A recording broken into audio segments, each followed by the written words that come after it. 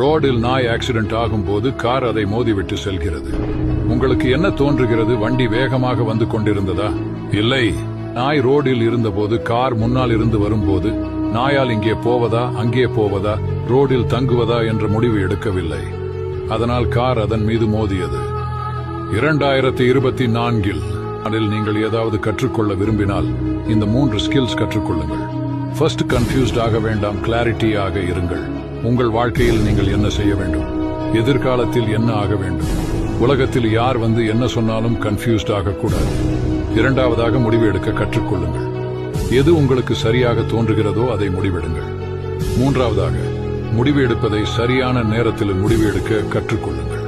ஏனென்றால் நீங்கள் சரியான நேரத்தில் முடிவு எடுக்கவில்லை என்றால் உங்கள் நிலையும் அந்த நாய் போன்று ஆகிவிடும். TUF என்ன ஃபாலோ செய்யாமல் இருக்கிறீர்கள் என்றால் மீண்டும் என்னை காண முடியும்.